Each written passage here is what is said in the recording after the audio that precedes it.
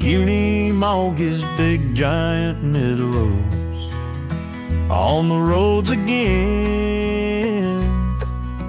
The big truck of our story had a really good name. His name is Hero. Hero is big monster giant's land. سلام، من امیر حداد هستم. امروز میخوایم یه یونیماگ کمپر به اسم هیرو رو بهتون معرفی کنیم. یونیماگ بازی زیاد میکردم، کمپرم داشتم، کاروانم داشتم، ولی دلم میخواستش که یه ماشینی درست کنم که با بقیه متفاوت باشه. آرش آروین اول دریا رو درست کرد و بعد از اون هیرو متولد شد. امروز میخوایم در موردش صحبت کنیم، امکاناتش و کاراییش رو واسهتون توضیح بدم. فروردین 1400 بود. تو سفر که بودم خیلی بهش فکر کردم، هی الگو برمی داشتم از فیلم‌های خارجی، ماشین‌های داخلی، دوستانی که زحمت این کارو میکشیدن سوال میکردم و بعد وقتی از تعطیلات عید برگشتیم شروع کردیم. ماشینشو داشتم و اولین کاری که کردیم ماشین شاسی کردیم، تعمیرات اساسی که لازم داشت روش انجام شد. همزمان باهاش طراحی اتاق کمپر و امکاناتش رو پیش بینی کردیم. هر کدومش رو یکی از دوستان زحمتشو به عهده گرفتن. اتاقش رو شرکت آفاکو درست کرد، تجهیزش رو آقای خدایاری زحمت کشیدن. خیلی از لوازمش هم از آقای برفی گرفتیم و دوستان دیگه. اون کاری بودش که دفعه اول این استارت خورده بود، آزمون و خطا زیاد داشتیم، طولانی شد یه مقداری. یه سفر تستی باهاش رفتم، گیری بوکس ماشین یه ایرادی داشت که لوازمش رو سخت تونستیم از ترکیه بیاریم و اینجا خودمون تعمیرش کردیم. یه سری ایرادای دیگه هم داشت که رفع کردیم و الان اسب زین کرده آماده سفره. بریم از جلو شروع کنیم. تغییراتی که توی بیرون ماشین دادین و یکی یکی بهم بگین. بریم. تغییراتی که ما روی این ماشین دادیم، روی اصول فنیش خیلی کار خاصی نکردیم، چون اعتقاد من اینه که اون کمپانی که این ماشین میسازه خیلی چیزا رو خودش بهتر از همه رعایت میکنه. سلیقه‌ای بود، ظاهری. چراغای جلوشو من عوض کردم. وینچ یونیماگ میتونه گاردونی باشه، میتونه هیدرولیک باشه. من وینچ برقی 18000 بهش بستم. بقیه مواردش همونیایی بوده که باید می بوده. موتورش چیه؟ موتور با بنز 911 مشترکه و همه هنر یونیماگ به گیری بوکس و دیفرانسیالشه. یعنی 6000 سی سی 6 سیلندر، 6900 سی سی 7000 سی سی 6 تقریبا. سیلندر. بله، 6 سیلندر توربو دار. بله. بعد فرمودید که بازسازی کامل شده، رنگ اتاق رنگ شده، داخل دمپینگ شده که صداها کمتر بشه. چون ما یه سری تغییرات روی قسمت باک و ایناش داشتیم، مثلا باک 2 تا 350 لیتری باک دو طرف داره که به هم کوبلن از زیر، 300 لیتر منبع آب داره و همینطور همین مقدار مخزن فاضلاب آب سیاب و آب خاکستری. چون میخواستیم از کنار ماشین بهترین استفاده رو بکنیم، هر چیزی که مثل پمپ کلاژ، مثل جعبه باتری، حتی رادیات کولر خود ماشین که روش نصب کردیم، ما اینا رو بردیم تو دل شاسی. یعنی الان کنار ماشین فقط باک میبینین، در حالی که روی ماشینای مشابه که دست نخوردن پمپ کلاژ رو شما کنار میبینین، جعبه باتری وسط، باکش کوچیکه و یه سری تغییرات تو این چیزا داشتیم. مثلا منبع اگزوز این جوری بودش که میرفت اگزوز از انتهای ماشین از کنار لاستیک عقب خارج میشد. ما اینو تغییر دادیم، منبع اگزوز افاشی سفارش دادیم، ساختن واسمون. تو این قسمت قرار گرفت نزدیک به اصطلاح حد فاصله، جایی که کمترین فاصله رو با باک داشت. دلیلش هم بفرمایید. جان دلیلش هم بفرمایید. دلیلش این بودش که ما در واقع هم این صدای قشنگتری داشت، هم اون زیر رو ما چون چیزای مختلف نصب کرده بودیم جا واسه منبع اگزوز و خروجی اگزوز دیگه نداشتیم. اگزوز میومد پایین تر از باک قرار میگرفت واسه اینی که خیلی پایین نباشه و توی دست اندازه ها و چاله چوله های بیابون به جای گیر نکنه. بالا قرارش دادیم، از سطح باک و اینا تقریبا هم ردیف میشه. گلگیراشو عوض کردیم، یه گلگیر چیزی هم ماموتی. من اضافه کنم بهتون، تو اکثر ماشینایی که ممکنه مناطق صعب العبور و سرما رو پشت سر بذارن، اگزوز رو نزدیک باک میذارن که گرمایی که این اگزوز تولید میکنه جلوگیری کنه از یخ زدن گازوئیل. جسارت کردم، ببخشید. خواهش میکنم. عرضم به حضورتون، گلگیرا رو دست دادین، از حالت گلگیرا رو فابریک عوض کردیم، کردین. گلگیر ماموتی بهش انداختیم که قابل تنظیم تر باشه. جعبه ابزارامون درش یه تیکه بود، ایراد داشت، ما دادیم خود شرکت آفوکو اینا رو اصلاح کردن. و راجع به کریر طرح بغلم بهم بگین. طرح بغلم خیلی روش کار کردیم. عرفان زحمت این طراحی رو کشید و چاپش خیلی فکرات توش بود که حالا معنی و مفهوم متفاوتی میشه هر کی برداشت بکنه ازش، ولی مهمترین ایده خود من این بودش که در کنار در واقع امکانات شهری نیم نگاهی هم به طبیعت و محیط زیستمون داشته باشیم.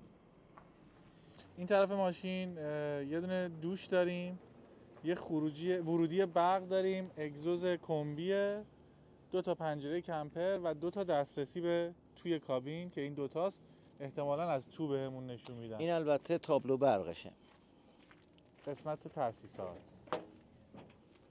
اینجا قسمت برق ماشینه که قسمت مکانیکیش و برقی. بله. و اینم سویچیه که این برای برق 220 از یه طرف شهری و اینم برق موتور برقیه که هر کدوم بخوایم انتخاب میکنیم. اون مربوط به پنل‌های خورشیدی میشه که در واقع کنترلر اوناست و اینم برق کلی ماشینه که از اینجا کلی قطع و وصل کمپر میشه. که الان وصل شده. این دوتا رو هم بهم بگین دیگه، این و اون چیه؟ این یه ایده همینجوری بود، رزوه داره، با یه آچار آلن صفر میشه که بمونه، با یه آچار آلن هم واز میشه 1 متر و 20 سانت میاد بیرون، دوتاییش نانو بهش آویزون میکنیم، مال اوقات خیلی فراغته دیگه خیلی باید حوصله داشته باشی و یه جای قرار باشه ثابت بمونی. اینم آدرس پیج آقای حداد. این پشتم یه جکی رو داریم.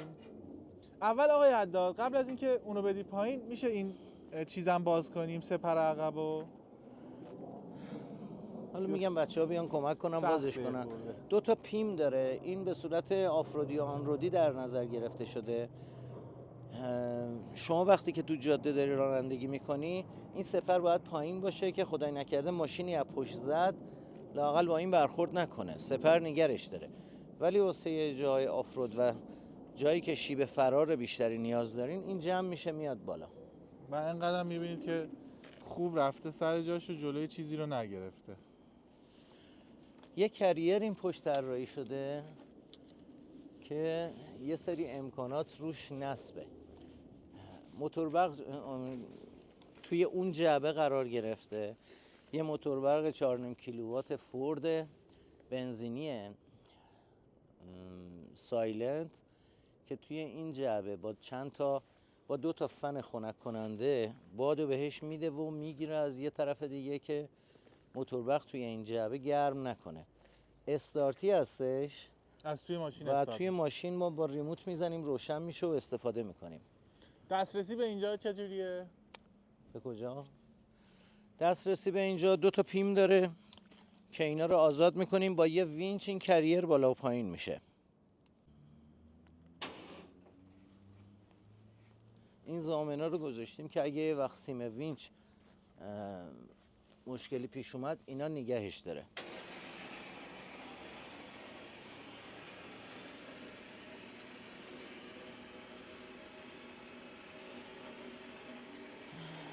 یه وینچ تو قسمت ثابت این کریر نصبه، ازش یه دونه سیم اومده بالا، اون سیم که میبینید نوکش اینه.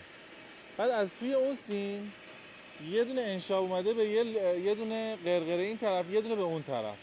بعد اون قرقره ها اومدن تو قسمت متحرک دوباره نصب شدن به بدنه. زمانی که شما وینچ رو جمع میکنی، این کابل که جمع میشه اینو میکشه بالا یا میده پایین. آقای حدادم که تفریح اصلیش اصلا موتورسیکلت، سالهاست با موتور سفر میکنه. این هم موتورش.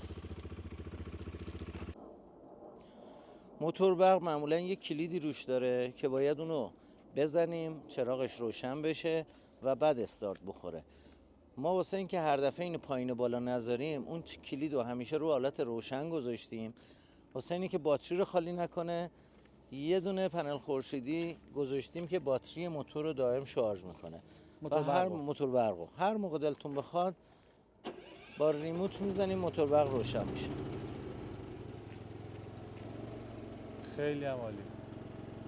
و از همونجا نیاز نبود خاموشش میکنیم. خب بعضا پیش میادش که یه وقت توی سیستم برقتون، توی شارژر باتریای کمپر مشکلی پیش میاد، چون نیاز داری که برق تامین باشه. این میتونه همون کارو واسه شما انجام بده. خب این جلو دیگه چی داریم؟ این جلو دیگه باکس های مختلف هست. واسه حالا اجاق گاز که داخل داریم، ولی واسه اینی که بیرون هم که هستیم از امکانات آشپزخونه‌مون بتونیم استفاده کنیم، یه سینگ ظرفشویی و یه اجاق گاز اینجا طراحی شده که با کپسول گاز این با سیستم اجاق گاز خودش که گازوئیلی هست متفاوته. سعی کردم واسه هر مورد یه جایگزینی هم قرار بدم که اگر یکیش ایراد پیدا کرد، دومی بتونه کار منو انجام بده. گازتون هم که اونجا وصل کرد. بله. خب این کمد بالاییش چیه؟ اینم کمد وسایل. میز و صندلی کمپ و چیزایی که جلو دست. بله. چیزایی که ممکنه واسه آشپزخونه استفاده بشه. این بغل یه دونه سایبون هم داریم. یه سایبون هم داریم که دوتا زامنش زده آزاد میشه، این باز میشه، سایبون میاد جلو و با دوتا بند به دو طرف مهار میشه. این دسته سفیدم که برای توی ماشین رفتن که بتونید واسه رفتن توی ماشین، چون بالاخره ارتفاع اینجا خیلی زیاده دیگه. ارتفاعش چون زیاده، روی نردبون شما نمیتونین کفشتون رو درارین، واسهتون یه مقداری مشکل میشه. ما یه سینی اینجا طراحی کردیم که با یه زامن برقی این قفل میشه.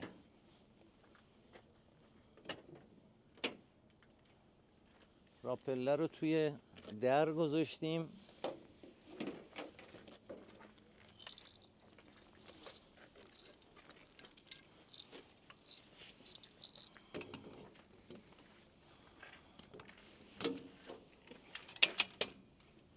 به این حالت نصب میشه. هم این طرفش نصب میشه، هم این طرفش.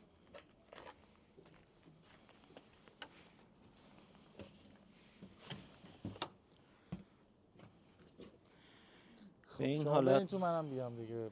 بیام بالا کفش رو دراریم.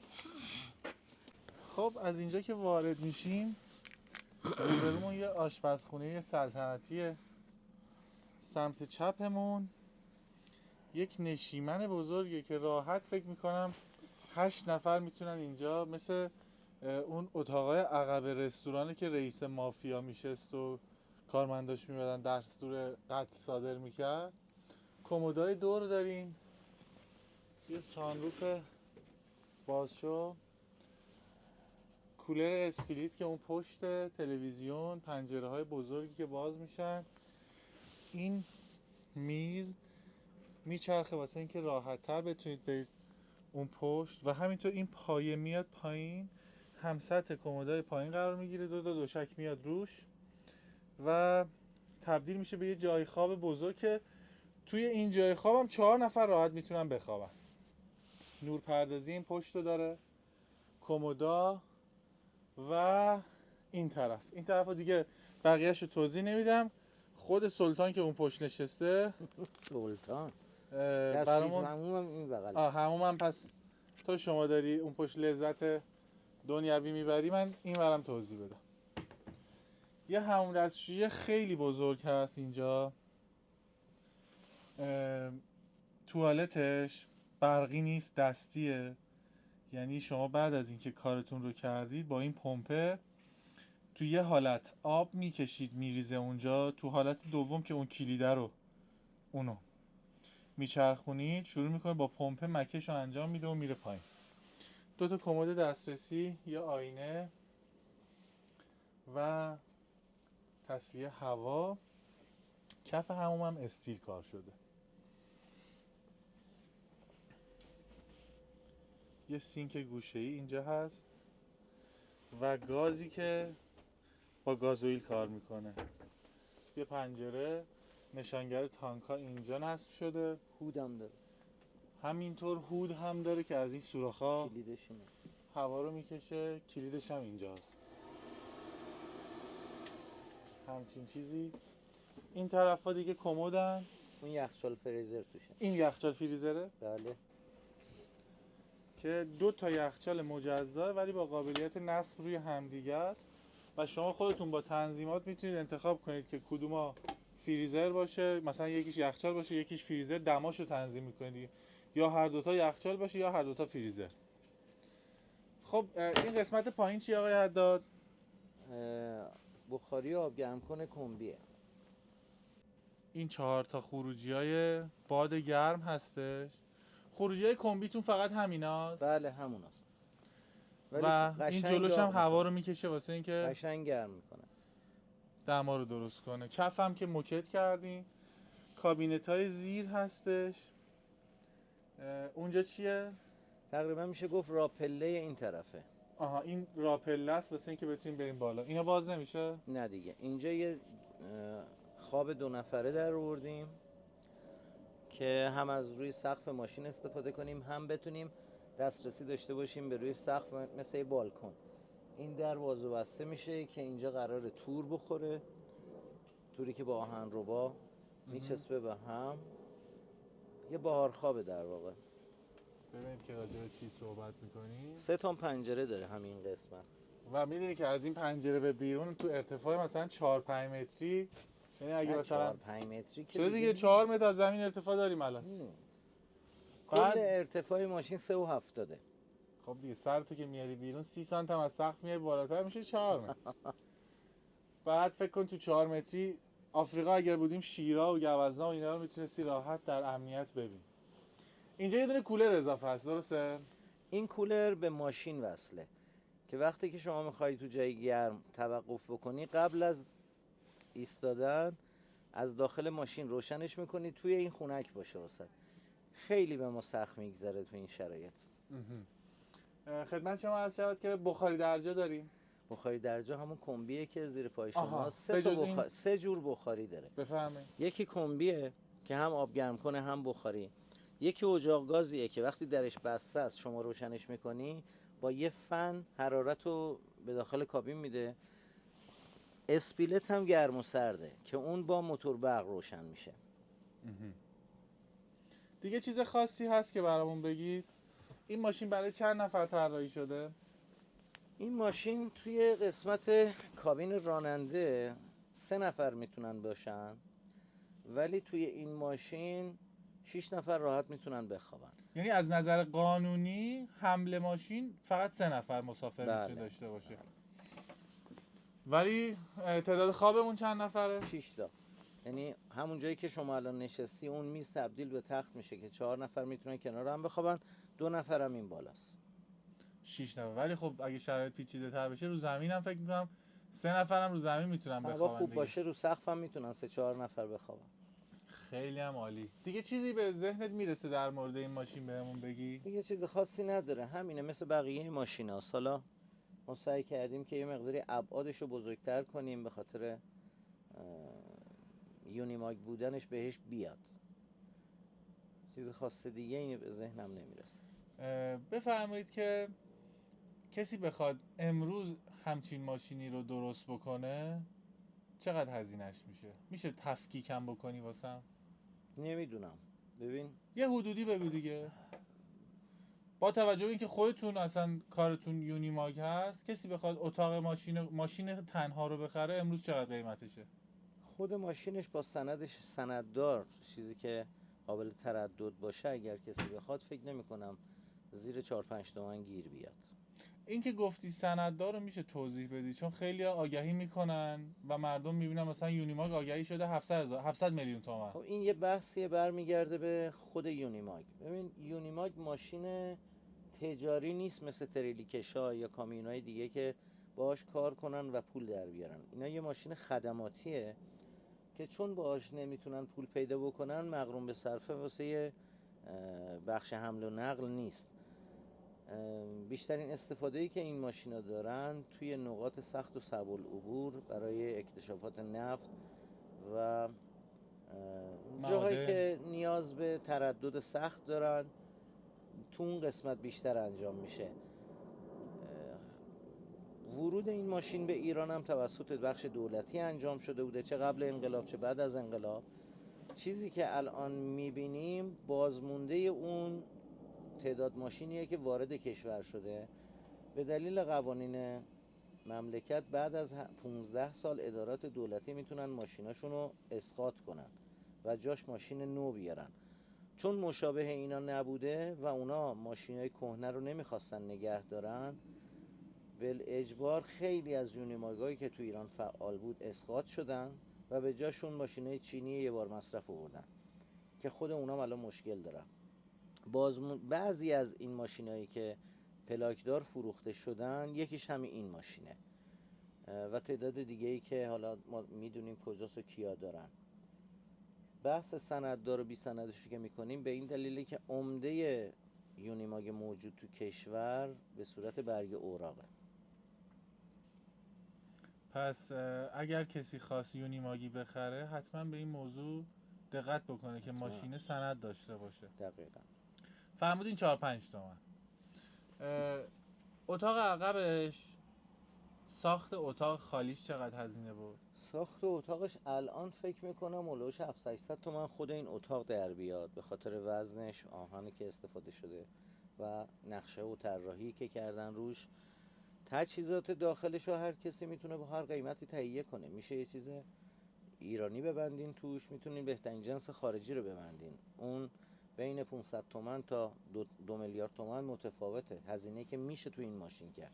حالا ما تو این ماشین سعی کردیم هر چیزی که استفاده میشه بهترینش باشه. تجهیزش هم طبیعتاً یه عددی داره که خب تجهیزکارای عزیزمون قیمتاشون متفاوته، بستگی بازم به سلیقه مالک داره. با توجه به اینکه من در جریان ساخت این ماشین بودم از روز اول، اینکه آقای حداد نمیتونه قیمت دقیقی رو بگه چون واقعا لحظه‌ای داره تغییر میکنه. مثلا اون اجاق گاز روزی که ما خریدیمش 21 میلیون تومان بود، امروز که داریم این ویدیو رو ضبط میکنیم 78 میلیون تومان شده. به خاطر همین نمیشه عدد دقیقی در آورد، ولی فکر میکنم حدوداً با 2 میلیارد و 500 میلیون تومان امروز بشه همچین اتاق عقبی رو درست کرد. تو این ابعاد نمیشه، یعنی بیشتر میشه؟ فکر میکنم بیشتر میشه، یعنی 3 تومن مثلا تقریبا. با 3 تومن. حالا الزامی هم نیست کسی میخواد یه همچین کمپر دلواز و خوبی داشته باشه نیازی به یونیماگ هم نیست.